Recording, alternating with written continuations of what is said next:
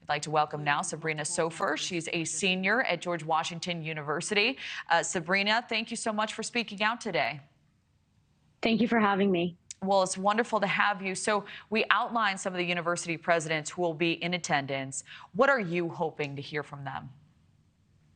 Look, what I really hope to hear today is a commitment to educational integrity. This is what we should be seeing. We should be seeing our university presidents abiding by the codes of conduct that they themselves have put in place, and also holding their faculty accountable, because we're not only seeing this on behalf of the administration, right? Administrators can make statements, but those are often just plain rhetoric. What we need to see is action, and part of that action would involve investigating and scrutinizing academic departments that often facilitate the spread of anti-Israel rhetoric that usually bleeds into anti-Semitism. That also holds true for DEI departments that have this radical ideology of oppressor and oppressed that often paints Israel as a white settler colonial entity that ends up bleeding into this anti-Semitism as well. I mean, this is Soviet propaganda, Nazi propaganda being used in our classrooms, and this is unacceptable. And with that being said, I would encourage every single one of these administrators to get educated on the conflict so that they can better handle these issues. And when it comes to holding students accountable and the SJP clubs, these professors need to know to explain to the community what exactly is wrong with what SJP is doing, and making the students who need to be held accountable do some sort of educational project, because we are ultimately in an academic institution. We're here to learn. We're not here to just run around and be political activists. This is a college campus. So let's dive a little deeper into the thresholds expected for that action. So last month, your school suspended a pro-Palestinian group for projecting anti-Israel messages on the library.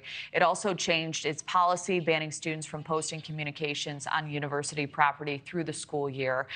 Do you think that was the appropriate response? Was it enough? How did you interpret it?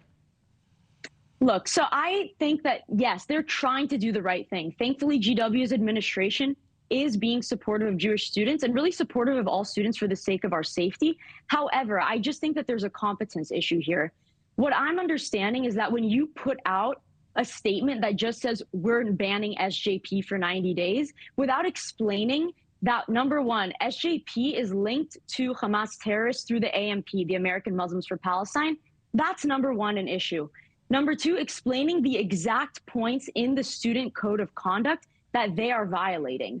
And number three, the anti-Semitism element, which I think the university has explained, but didn't do a good enough job of explaining, particularly when they suspended them. So what this caused was further outrage among the student body. And now all the different student organizations that are anti-Israel have banded together in this new coalition for Students for Justice in Palestine, not under the banner of SJP, as an independent group, and they've become bigger and louder than before, citing that the university has treated them unfairly, and now they're accusing the president of limiting their free speech and all these things. But the community at large, the 80% that is not really involved, isn't informed of exactly what's going on. So I think it's the administration's responsibility here to make the community aware in an educational way.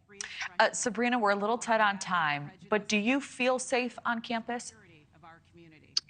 I think that the administrative statements coming out of GW have made students feel safer, but unfortunately, there hasn't been policies so far that have said there's no tolerance for what's going on. A couple of weeks ago, before Thanksgiving break, there was a rock thrown at a vehicle. It was a truck that had an anti-Hamas slogan. That could have been a student. And that really invokes a lot of fear. I know students who won't leave their apartment. I know students who still refuse to wear their Star of David. But, at Harvard and MIT and UPenn, what we're seeing over there is absolutely, I'm incredulous that the fact that these university presidents, these are deliberate infringements on student safety. And when students have to stay inside of buildings in order to avoid certain parts of campus, there's vandalism. For any other group, that would be condemned. Why doesn't it hold true for Jewish students? That's my question to all these university presidents today. Thank you for watching. Go to newsnationnow.com to find NewsNation on your television provider. And don't forget to click the red subscribe button below to get more of NewsNation's fact-driven, unbiased coverage.